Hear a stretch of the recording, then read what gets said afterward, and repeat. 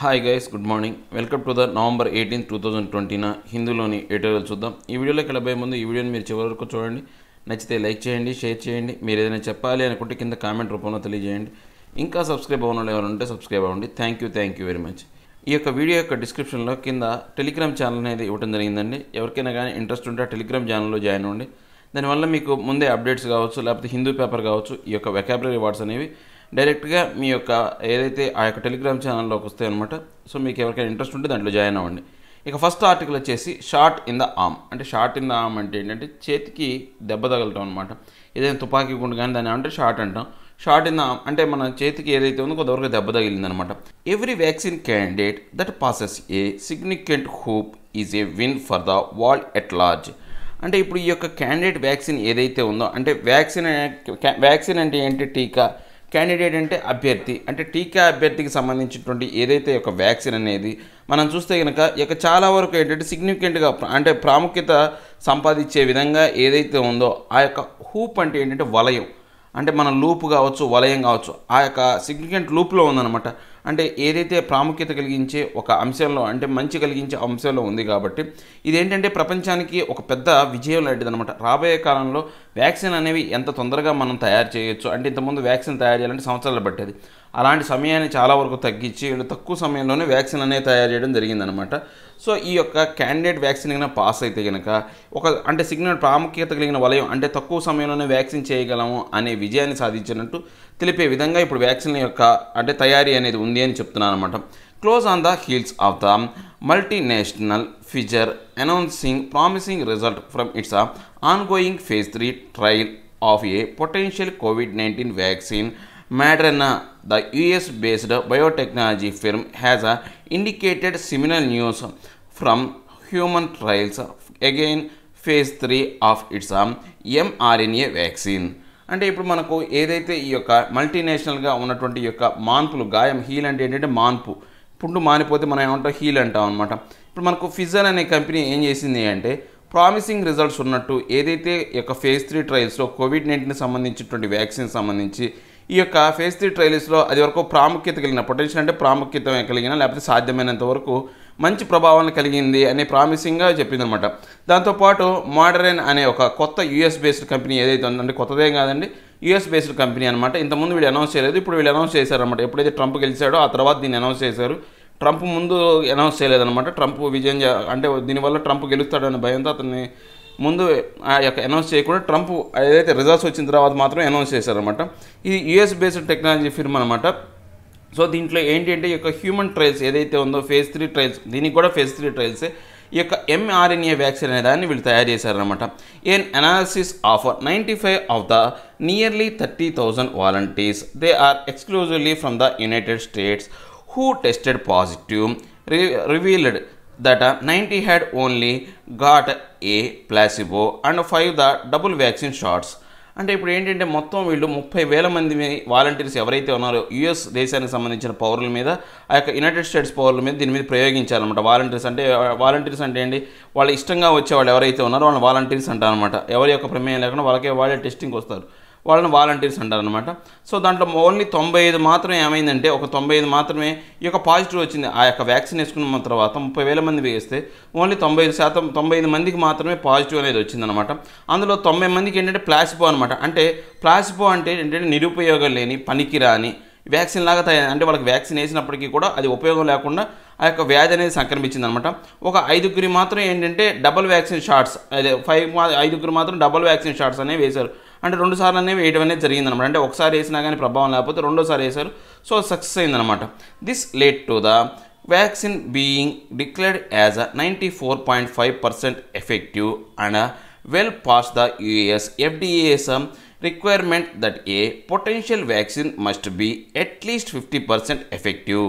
అంటే ఇప్పుడు ఏంటంటే ఈ యొక్క అంశాల ప్రకారం ఇప్పుడు వచ్చే రిజల్ట్స్ ప్రకారం ఈ వ్యాక్సిన్ అనేది 94.5% ఏదితో ప్రభావవంతమైంది అంటే 100కు 94.5% మంచి ఫలితాలను ఇస్తుంది అని చెప్పేసి వీళ్ళు డిక్లేర్ చేశారన్నమాట. దాంతోపాటు యూఎస్కి సంబంధించిన FDA అయిందనమాట, ఏదైతే ఉందో ఆ యొక్క ఆర్గనైజేషన్ కూడా ఈ యొక్క పొటెన్షియల్ వ్యాక్సిన్ సంబంధించినటువంటి ఏదైతే వాళ్ళ యొక్క అంటే వాళ్ళ కొన్ని నిర్దేశించిన అంశాలు ఏవైతే ఉన్నాయో అవి కూడా మామూలుగా ఏంటి వాళ్ళు ఏం చెప్పారు, ఏదైనా ఒక వ్యాక్సిన్ అనేది 50% ఎఫెక్టివ్ ఉంటే చాలు, అట్లీస్ట్ 50% ఎఫెక్టివ్గా ఉండాలి అని అన్నారు. సో ఆ యొక్క ఏవైతే లిమిట్ను కూడా దాటిపోయే విధంగా ఇప్పుడు రిజల్ట్స్ అనేవి కనపడుతున్నాయి అన్నమాట.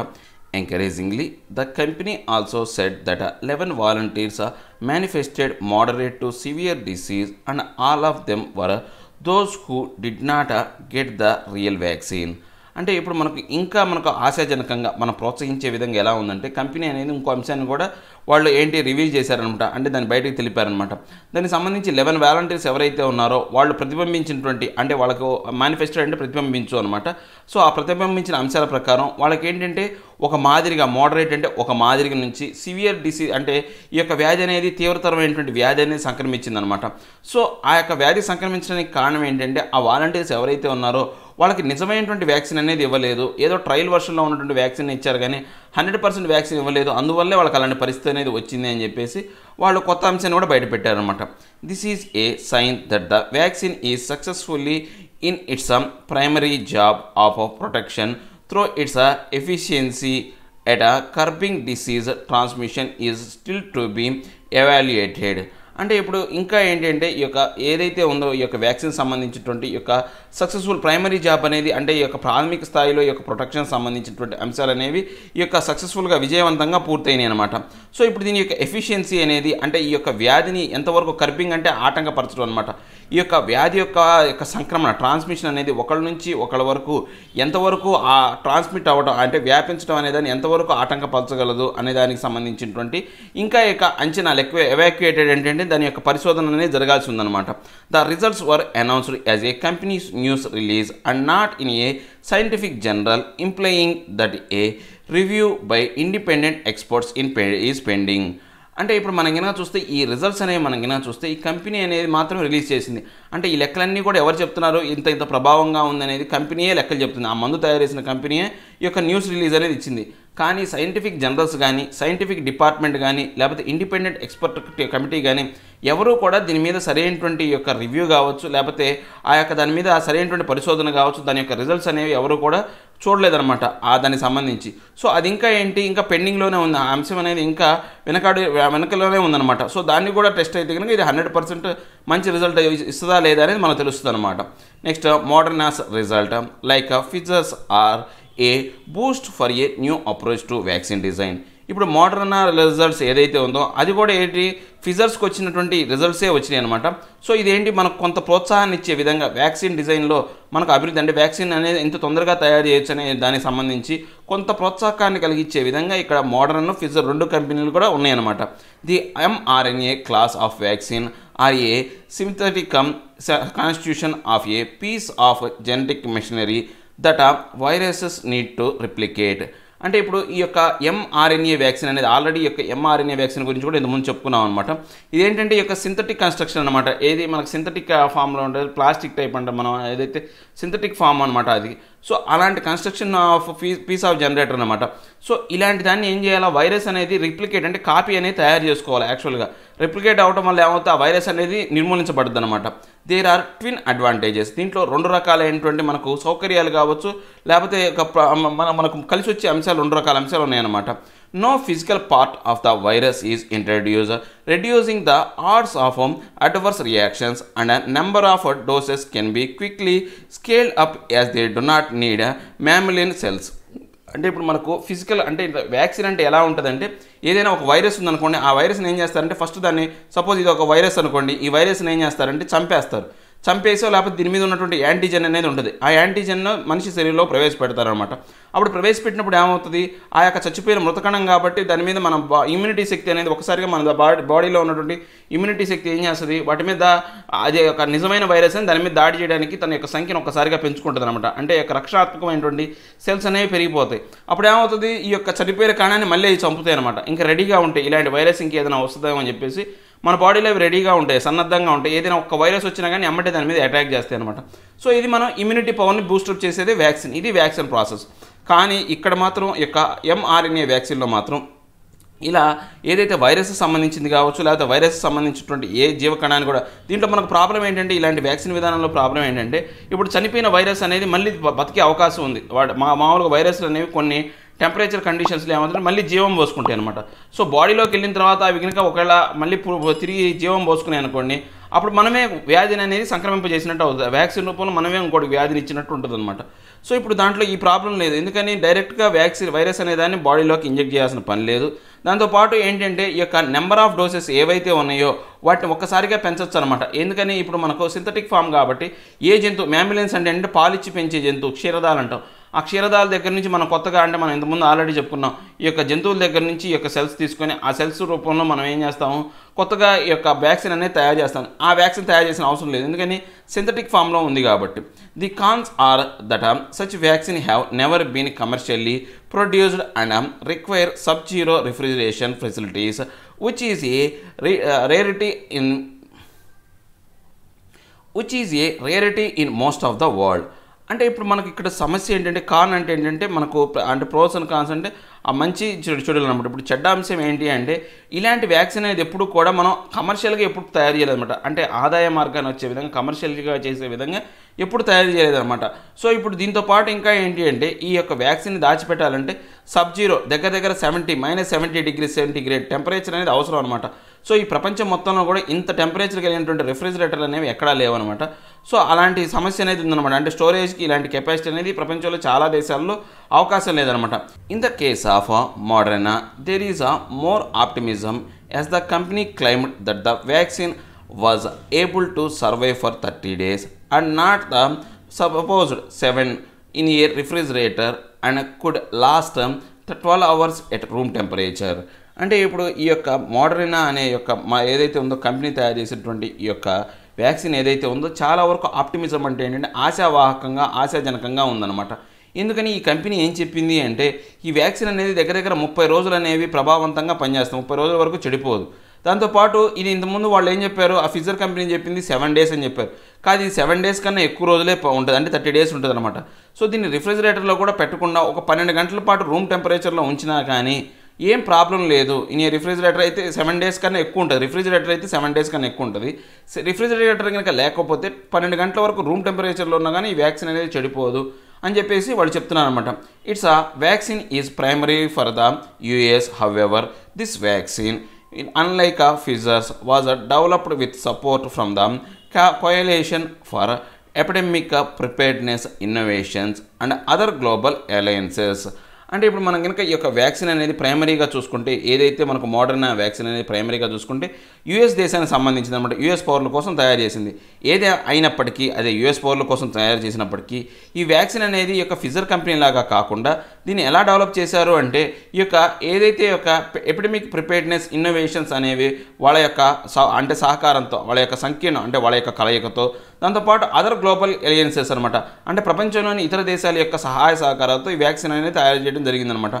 Under this arrangement member countries and this includes India are in line to get a maximum number of doses, however few to cover a fraction of their population on priority basis. అంటే ఇప్పుడు దాంతోపాటు ఈ యొక్క member కంట్రీస్లో ఎవరెవరు ఉన్నారంటే చాలా countries ఉన్నాయి, దాంట్లో మన భారతదేశం కూడా ఉందన్నమాట.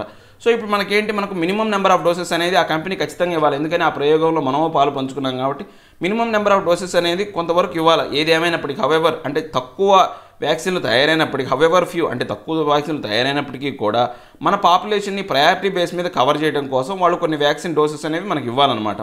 Moderna says it can ready 20 million doses by the year end. ఇప్పుడు ఈ మోడర్నా ఏం చెప్పింది, ఈ మోడర్నా మొత్తం ఒక 20 million doses అనేది ఈ సంవత్సరాంతంలో అంటే రేపు డిసెంబర్ కల్లా తయారు చేస్తామని చెప్పింది.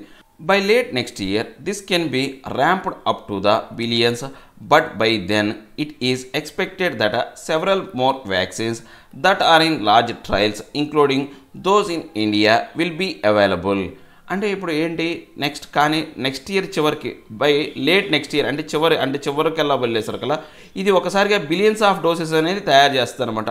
సో దీని అంటే ఆ యొక్క నెక్స్ట్ ఇయర్ అంటే 2021 డిసెంబర్ కల్లా చాలా ఎక్కువ మొత్తంలో డోసెస్ అనేవి రిలీజ్ చేస్తాయి. కానీ ఇక్కడ ఇంకో అంశం ఏంటి అంటే ఆ టైం కల్లా ఇంకా చాలా వ్యాక్సిన్ కంపెనీలు అనేవి అవి ట్రయల్ దశలో ఉన్నాయన్నమాట. అప్పటికి అవి కూడా ప్రొడక్షన్లోకి వచ్చేస్తాయి అనమాట. సో ఇండియాలో కూడా మనకు భారత్ బయోటెక్ అని కొన్ని కంపెనీలు అనేవి ఆల్రెడీ తయారు చేస్తున్నాయి. సో అవి కూడా ఏంటి ప్రభావవంతంగా వ్యాక్సిన్ అనేది రిలీజ్ చేయొచ్చు అనమాట ఆ టైంకి. సో అప్పుడు వాళ్ళు బిలియన్స్లో రిలీజ్ తయారు చేయకపోయినా పెద్ద ఉపయోగమే లేదనమాట. India does not stand to directly and immediately gain significantly from Moderna. అంటే ఇప్పుడు మనకు ఇండియా అనేది ఇప్పుడు డైరెక్ట్గా కావచ్చు లేకపోతే అత్యంత ఇప్పటికిప్పుడు ఎటువంటి ఉపయోగం లేదు. ఈ మోడర్నా కంపెనీ వల్ల మనకు ఎటువంటి ఉపయోగం లేదు. మనం ఆ యొక్క రీసెర్చ్లో మనం పాల్గొన్నప్పటికీ ఆ కంపెనీ నుంచి మనకు ఎటువంటి ఉపయోగం అనేది లేదనమాట. However, every vaccine candidate that passes a significant hoop is a win for the world as it opens the way to new practices and ways of applying science that would have been otherwise impossible in the pre-pandemic world. అంటే ఇప్పుడు మనం ఏమైనా చూస్తే అంటే దీనివల్ల ఈ Moderna virus వల్ల అంటే ఈ యొక్క వ్యాక్సిన్ వల్ల మనకి పెద్దగా ఉపయోగం లేనప్పటికీ కూడా ఇది ఏంటంటే మనకు చాలా వరకు ఏంటి అంటే ఈ యొక్క సిగ్నిఫికెంట్ ప్రాముఖ్యమైనటువంటి ఈ యొక్క వలయంలోకి వెళ్ళిపోయాం. అంటే ఇంతకుముందు వ్యాక్సిన్ తయారు చేయడానికి సంవత్సరాలు పట్టేది. సో ఇప్పుడు అంత తక్కువ టైం పట్టడం అనేది ప్రపంచానికి ఒక విజయం అలాంటిది అనమాట. సో మన కొత్త విధానాలు అనేవి ఈ యొక్క సైన్స్లో కొత్త అప్లికేషన్స్ అనేవి వచ్చినాయి అనమాట. సో ఇవన్నీ కాకుండా ఈ యొక్క ప్రిపేర్డ్నెస్ అంటే ప్రీ పెండమిక్ వాల్ అంటే ఈ యొక్క రాబోయే కాలంలో ఇంకంతా కూడా ఈ యొక్క పెండమిక్ అనమాట వ్యాధి సంక్రమణ కలిగినటువంటి ఈ యొక్క ప్రపంచం అనేది రాబోయే కాలం ఆ ముందు ప్రపంచానికి ఇది చాలా వరకు ఏంటంటే ఆశాజనకంగా ఉంటుంది అన్నమాట. ఇంపాసిబుల్ అంటే చాలా ప్రయోజనం కలిగించే విధంగాను మనకు చేయూతనిచ్చే విధంగాను ఉంటుంది అని చెప్తున్నాను అనమాట. ఏం లేదండి ఇప్పుడు ఈ యొక్క ఫిజర్ కంపెనీతో పాటు ఈ యొక్క యూఎస్ సంబంధించినటువంటి మోడర్నా కంపెనీ కూడా ఒక మంచి ఫలితాలు కలిగినటువంటి వ్యాక్సిన్ అనే దాన్ని రిలీజ్ చేస్తుంది అనమాట. ఈ వ్యాక్సిన్ తయారీలో కొన్ని దేశాలు భాగమైన అందులో మన భారతదేశం కూడా భాగమైనప్పటికీ కూడా వాళ్ళ యొక్క డోసేజ్ అనేది ముఖ్యంగా అమెరికాకు మాత్రమే పరిమితం ఉంటుంది ఫస్ట్ కొంతకాలంలో. సో వీళ్ళేంటి నెక్స్ట్ వచ్చే సంవత్సరం ఎన్నికల్లా మన ఎక్కువ డోసెస్ అనేవి ఇస్తామన్నారు. దానివల్ల మన భారతదేశానికి పెద్దగా ఉపయోగం లేనప్పటికీ కూడా ప్రపంచం అనేది కొత్త విజయాన్ని సాధించింది. దీనికి సంబంధించి వ్యాక్సిన్ అనేది తొందరగా తయారు చేయడం అనేది ఒక రికార్డ్ అనమాట. సో ఇప్పుడు ఈ యొక్క సైన్స్లో కూడా మార్పులు తీసుకొస్తారు. ఒక వ్యాక్సిన్ తయారు చేయాలంటే ఇన్ని సంవత్సరాలు పడుతుంది అనేది ఉంది. ఇప్పుడు అంతలా లేకుండా తక్కువ కాలంలోనే వ్యాక్సిన్ తయారు చేస్తున్నారు. సో రాబోయే కాలంలో అంతా కూడా మనకు ఏంటంటే ఈ యొక్క మనం ఉన్న సిచ్యువేషన్ ప్రకారం ఏంటంటే ప్రీ పెండమిక్ వార్డ్ అనమాట. రాబోయే కాలంలో ఈ యొక్క వ్యాధి సంక్రమణ జరిగే ప్రపంచం అనేది రాబోతుంది. అలాంటి సమయంలో ఇలా వ్యాక్సిన్ అనేది తొందరగా తయారు చేయడం అనేది చాలా వరకు మనకు ఆశ కలిగించే విధంగా ఆశాజనకంగాను ప్రయోజనకరంగాను ఉండే విధంగాను ఉంది అని చెప్తున్నాను అన్నమాట. ఇక నెక్స్ట్ ఆర్టికల్ వచ్చేసి ఫ్రిగైల్ సీజ్ ఫైర్. ఫ్రిగైల్ అంటే పెలుసైన అంటే అంటే బలహీనమైన అని అర్థం. సో అంటే బలం లేని సీజ్ ఫైర్ అంటే తాత్కాలిక సంధి మనకు తెలిసిందే కదా, రోజు ఈ మధ్య కాలంలో వస్తూనే ఉంది. సో పెలుసైన యొక్క తాత్కాలిక సంధి అనమాట. యాక్చువల్గా ఇది ఆర్మేనియాకు అజర్బైజాన్కి మధ్య జరిగినటువంటి ఈ యొక్క యుద్ధానికి సంబంధించినటువంటి తాత్కాలిక సంధికి సంబంధించినటువంటి ఆర్టికల్ అనమాట. ఆల్రెడీ ఇలాంటి ఆర్టికల్ అనేది మనం ఇంతకుముందు చెప్పుకున్నాం. సో మళ్ళీ దీనికి రిపీటెడ్గా ఇంకోసారి వచ్చిన ఆర్టికల్ ఒకసారి చూద్దాం. ఈ యొక్క ఆర్మేనియా కావచ్చు లేకపోతే అజర్బైజాన్ కావచ్చు, ఈ రెండు ఏంటంటే ఈ యొక్క ముఖ్యంగా ఆర్మేనియా అనేది మనం కొంతవరకు ఆసియాలో భాగమై ఉంటే ఈ యొక్క అజర్బైజాన్ అనేది యూరేషియా అనమాట. ఆసియాలో కొంత భాగం యూరోప్లో కొంత భాగం కలిగినటువంటి దేశాలు ఇవి. ఈ యొక్క ఆర్మేనియా అనేది పూర్తిగా ల్యాండ్ లాక్డ్. సో ఇవన్నీ కూడా మనకు కాస్పియన్ సీ బ్లాక్ సీకి సరౌండింగ్స్లో ఉంటాయి అన్నమాట. Armenia and Azerbaijan need a political solution to their dispute if the ట్రూస్ is to hold. అంటే ఇప్పుడు ఆర్మేనియాకు అజర్బైజాన్కు ఒక పొలిటికల్ సొల్యూషన్ రాజకీయపరమైనటువంటి ఒక పరిష్కారం అనేది అవసరం అనమాట. ఏది ఇప్పుడు ట్రూస్ అంటే ఏంటంటే ఇది కూడా తాత్కాలిక సంధి. ట్రూస్ అన్నా కానీ తాత్కాలిక సంధి అంటే తాత్కాలిక సంధి కలిగి ఉన్నప్పటికీ కూడా వాళ్ళకు రాజకీయపరమైనటువంటి ఒక పరిష్కారం అనేది కావాలి అని చెప్తున్నారు అనమాట.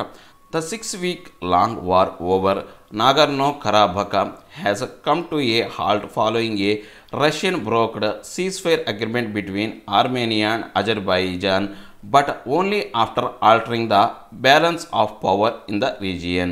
అంటే ఇప్పుడు 6 వారాల కాలంలో యుద్ధం అనేది జరిగిందనమాట. ఎక్కడ నాగోర్నో కరాబక్ అనే ఏరియాలో బాగా యుద్ధం జరిగింది. సో ఈ యొక్క యుద్ధం అనేది పూర్తిగా ఆగిపోయింది అనమాట. తాత్కాలిక సంధి అనేది ఏర్పడింది. ఎందుకు ఏర్పడింది? ఈ యొక్క రష్యా అనేది మధ్యవర్తిత్వం బ్రోకర్ చేసి ఈ యొక్క తాత్కాలిక సంధిని ఆర్మేనియాకు అజర్బైజాన్కు మధ్య తీసుకొచ్చిందనమాట. కానీ ఇక్కడ ఏంటి అంటే అక్కడ బ్యాలెన్స్ ఆఫ్ పవర్ని కొంతవరకు అంటే ఆ యొక్క అధికారంలో మార్పులు అనేది కొంతవరకు తీసుకురావడం వల్ల ఈ యొక్క తాత్కాలిక సంధి అనేది ఏర్పడింది అనమాట. Before Azerbaijan president Ilham Aliyev went to war in late September. Nagorno-Karabakh and its surrounding villages connecting the enclave with the mainland Armenia were controlled by either Armenian troops or their proxies. అంటే ఇప్పుడు ఏదైతే ఉందో ఈ యొక్క Azerbaijan సంబంధించినటువంటి president ఎవరైతే ఉన్నారో అలీం అలియోహ్ అనే అతను పూర్తిగా ఈ యొక్క యుద్ధానికి వెళ్ళబోయే ముందు, సెప్టెంబర్లో యుద్ధానికి వెళ్ళబోయే ముందు నాగోర్నో కరాబ్ అనే ప్రాంతం అంతా కూడా, ఆ యొక్క ప్రాంతం దాని చుట్టుపక్కల ఉన్నటువంటి గ్రామాలన్నీ కూడా, కనెక్ట్ అయి ఉన్నటువంటి గ్రామాలన్నీ కూడా ఈ యొక్క మెయిన్ల్యాండ్ ఆర్మేనియాకి సంబంధించినటువంటి కంట్రోల్లో ఉండిపోయినాయి అనమాట. అంటే ఆర్మేనియా ట్రూప్స్ కావచ్చు, లేకపోతే ఆర్మేనియాకి సంబంధించినటువంటి ప్రాక్సీస్ అంటే ప్రతినిధులు అనమాట. ఆ ప్రతినిధి వర్గాలకు చెందిన వాళ్ళు ఎవరైతే ఉన్నారో ఆ యొక్క ప్రాంతాలను ఆక్రమించుకున్నారనమాట. Armenia had captured the mountains region within Azerbaijan populated by ethnic Armenians in the early war in the 1990s. అంటే ఆర్మేనియా ఏం చేసింది, కొన్ని మౌంటైన్ అంటే పర్వత ప్రాంతాలను కూడా, ఆ యొక్క ప్రదేశాలను కూడా అజర్బైజాన్కి చెందినటువంటి పర్వత ప్రదేశాలను ఆక్రమించుకుందనమాట. ఎందుకని, అక్కడ ఆర్మేనియాకి సంబంధించినటువంటి జాతులు వాళ్ళు ఎవరైతే ఉన్నారో అక్కడ నివసిస్తున్నారో 1990 యొక్క యుద్ధానికి ముందు ఎవరైతే ఉన్నారో వాళ్ళు అక్కడ ఉంటున్నారని ఆ ప్రదేశాన్ని మొత్తం కూడా వాళ్ళు ఆక్రమించుకున్నారన్నమాట. But tensions continued even after the 1994 ceasefire. అంటే ఆ యొక్క ఏదైతే ఉన్నాయో ఆ యొక్క అంటే ఉత్కృష్టమైనటువంటి పరిస్థితులు అనేవి కంటిన్యూ అవుతూనే ఉన్నాయి. 1994 సీజ్ ఫైర్ తాత్కాలిక సంధి జరిగినప్పటికీ కూడా, అప్పటి నుంచి యుద్ధం అయిపోయి తాత్కాలిక సంధి జరిగినప్పటికీ కూడా అక్కడ పరిస్థితులు అనేవి ఇక ఉధృతంగానే ఉన్నాయన్నమాట. When he launched the offensive, mister Aliyev backed by Turkey over to capture Nagorno Karabakh. అంటే ఇప్పుడు ఎవరైతే యొక్క అఫెన్సివ్ అనమాట, అంటే దాడి చేసే యుద్ధ విధానంతో ఫస్ట్ ఎవరు ఈ యొక్క ఆర్మేనియా వాళ్ళు వచ్చి ఆక్రమించుకున్నారనమాట. ఇంకా ఆర్మేనియా వాళ్ళు ఆక్రమించుకున్న తర్వాత ఈ అజర్బైజాన్కి సంబంధించినటువంటి యొక్క ఎవరైతే ప్రెసిడెంట్ ఎవరైతే ఉన్నారో అలీవ్ అనే అతను, ఆయన దాడి చేయటం అనమాట. అఫెన్సివ్ అంటే దాడి చేసే విధంగా ఏం చేశాడు, ఈ యొక్క పూర్తిగా ఆ యొక్క నాగోర్నో-కరాబ్ అనే ప్రదేశాన్ని ఆక్రమించుకున్నాడు. వీళ్ళ యొక్క వెనకాల ఎవరున్నారు, అజర్బైజాన్ వెనకాల బ్యాక్డ్ బై టర్కీ. టర్కీ అనేది వాళ్ళకి ఏంటి సహాయం చేస్తుందన్నమాట. Last week, when the ceasefire was announced, Azeri troops had captured several areas around Nagorno-Karabakh from Armenia, including the strategic Shusha, a city just 16 km from Nagorno-Karabakh's capital, Stepanakert. అంటే ఇప్పుడు మనకి ఏమైనా చూస్తే ఈ యొక్క లాస్ట్ వీక్ ఎప్పుడైతే ఈ యొక్క తాత్కాలిక సంధి అనేది ఒకసారిగా అనౌన్స్ చేసిన తర్వాత ఈ యొక్క అజేరీ ట్రూప్స్, అజర్బైజాన్ సంబంధించినటువంటి ఈ యొక్క బలగాలు ఏవైతే ఉన్నాయో పూర్తిగా ఈ యొక్క నాగోర్నో-కరాబ్ ప్రదేశాన్ని, దాని చుట్టుపక్కల ప్రదేశాన్ని మొత్తాన్ని కూడా ఆక్రమించుకున్నాయి అనమాట. దాంట్లో భాగంగా ఈ యొక్క స్ట్రాటజిక్ షుషా అనే ఒక ప్రదేశం ఉందన్నమాట. అది నాగోర్నో-కరాబ్కి 16 కిలోమీటర్లో ఉన్నటువంటి ఈ యొక్క క్యాపిటల్ ఏదైతే ఉందో స్టెపాన్కార్ట్ అనే ప్రదేశాన్ని కూడా వీళ్ళు పూర్తిగా ఆక్రమించేసుకున్నారు అనమాట. If Armenia was seen as victory in the 1991-94 war, Mr. Aliyev has claimed triumph this time. అంటే ఇప్పుడు ఈ యొక్క ఏదైతే ఉందో ఆర్మేనియా అనేది 1991-94 మధ్య కాలంలో వాళ్ళు గెలిచారని కనుక భావిస్తే కనుక ఈ యొక్క అలియో ఏమన్నాడంటే ఇప్పుడు విజయం మాత్రం ఒక ఘన విజయంగా మేము చూస్తాము అని చెప్పారు. సో అప్పుడు 1991-94 మధ్యలో అది గెలిచింది అనుకుంటే కనుక ఇప్పుడు ఈ విజయాన్ని కూడా మేము ఏమంటాం, ఘన విజయంగా మేము చూస్తాము అని చెప్పాడు అనమాట ఈ యొక్క ప్రెసిడెంట్ అయినటువంటి వ్యక్తి. On the other side, Armenian prime minister Nikol Pashinyan is facing a political backlash. అంటే ఇప్పుడు మనకు ఇందాక మనం చెప్పుకుంటే ఏంటి, ఇంతవరకు అజర్బైజాన్ గురించి మనం మాట్లాడుకున్నాం. ఇప్పుడు ఆర్మేనియా, ఇంకో పక్కన ఉన్నటువంటి ఆర్మేనియా దేశం గురించి మాట్లాడుకుంటే ఆ యొక్క దేశ ప్రైమ్ మినిస్టర్ అయినటువంటి నికోల్ పాషిన్యాన్ అనే అతనికి బాగా రాజకీయంగా ఎదురుదెబ్బ తగిలిందనమాట. Yerevan has seen a protest against the troops withdrawal. Foreign minister Zohrab Mnatsakanyan has quit over the ceasefire, and the country's president has asked Mr. Pashinyan to resign and hold a snap election. అంటే ఎప్పుడైతే ఈయన పూర్తిగా ఈ యొక్క ఎవరైతే prime minister, Armenian prime minister ఆ యొక్క ceasefire అనేది వెనక్కి తగ్గాడో ఒకసారిగా ఆ రాజధాని అయినటువంటి ఎరెవాన్లో పూర్తిగా ఆయనకు వ్యతిరేకంగా ట్రూప్స్ అనేవాళ్ళు ఆయనకు వ్యతిరేకంగా తిరిగారు. దాంతోపాటు ఈ యొక్క ఫారెన్ మినిస్టర్ ఎవరైతే ఉన్నారో ఈ సీజ్ఫైర్ నుంచి ఆయన పక్క తప్పుకున్నాడు అనమాట, పక్క తప్పుకున్నాడు. సో కంట్రీస్ ప్రెసిడెంట్ ఎవరైతే ఉన్నాడో ఆ ప్రెసిడెంట్ ఏం చెప్పాడు అంటే ఈ యొక్క పాషిన్యాన్కి పూర్తిగా రిజైన్ చేసి ఈ యొక్క మధ్యంతర స్నాప్ ఎలక్షన్స్ అంటే ఏంటంటే తాత్కాలిక అంటే ఆకస్మిక ఎలక్షన్స్ అనమాట. స్నాప్ అంటే ఆకస్మికమైనటువంటి ఎలక్షన్స్ లేదా మధ్యంతర ఎలక్షన్లోకి వెళ్ళమన్నాడు అనమాట. Even if the direct conflict was between Armenia and Azerbaijan, two bigger powers had high స్టేక్స్, Russia and Turkey. అంటే ఇప్పుడు ఈ యొక్క యుద్ధం అనేది డైరెక్ట్గా ఆర్మేనియాకు అజర్బైజాన్కి ఉన్నప్పటికీ కూడా కానీ ఈ యొక్క వెనకాల ఈ యుద్ధం వెనకాల 2 బిగ్గర్ పవర్స్ ఉన్నాయన్నమాట. ఏంటి వాటి మధ్య అనేది పందెం నడుస్తుంది. స్టేక్స్ అంటే ఏంటంటే పందెం అనేది నడుస్తుంది. ఎవరికి? రష్యాకి, టర్కీకి. ఈ 2 ప్రపంచంలోనే 2 బిగ్ పవర్స్ అనమాట. వీటిద్దరి మధ్య పందెం నడుస్తుంది అనమాట. While Turkey strongly supported Azerbaijan reportedly with armed drones and military adversaries, Russia which has a security agreement with Armenia try to remain neutral. అంటే ఇప్పుడు ఏంటి, ఈ యొక్క టర్కీ అనేది పూర్తిగా అజర్బైజాన్కి వెనకాల ఉండి సపోర్ట్ చేస్తుంది అనమాట. ఎలాగా? ఈ యొక్క ఏదైతే ఆర్మ్డ్ డ్రోన్స్ అనమాట, ఆయుధాలతో కలిగినటువంటి డ్రోన్స్తోనూ మిలిటరీకి సంబంధించినటువంటి అడ్వర్సరీస్ ఏవైతే ఉన్న అంశాలతోనూ వాళ్ళకి అజర్బైజాన్కి సపోర్ట్ చేస్తుంటే, రష్యా మాత్రం ఏం చేస్తుంది, ఈ యొక్క ఆర్మేనియాతో ఆల్రెడీ సెక్యూరిటీ అగ్రిమెంట్ అనేది ఏర్పాటు చేసుకుందనమాట. కానీ సెక్యూరిటీ అగ్రిమెంట్ ఏర్పాటు చేసుకున్నప్పటికీ కొన్ని రాజకీయపరమైనటువంటి కారణాల వల్ల ఏంటంటే ఇది మధ్యవర్తిగా న్యూట్రల్గా ఉందన్నమాట. ఎటువైపు లొంగకుండా మధ్యవర్తిగా ఉందన్నమాట. While Azerbaijan made military progresses, Russia resisted cells to back Armenia and continued with its push to bring the conflict in its backyard to an end, which it managed to do finally. అంటే ఇప్పుడు Azerbaijan ఏం చేసింది, military అనేది progress తీసుకొచ్చి అంటే military పరమైనటువంటి ఈ యొక్క సైనిక పరమైనటువంటి దాడులు చేస్తున్నప్పటికీ రష్యా ఏం చేసిందంటే ఆర్మేనియాని పూర్తిగా ఆపేసింది అనమాట. అంటే వాళ్ళని మిలిటరీ పరమైనటువంటి యొక్క యుద్ధానికి అంటే మిలిటరీ సాయుధ బలగాలని దించకుండా వాటిని వెనక్కి తగ్గించింది అనమాట.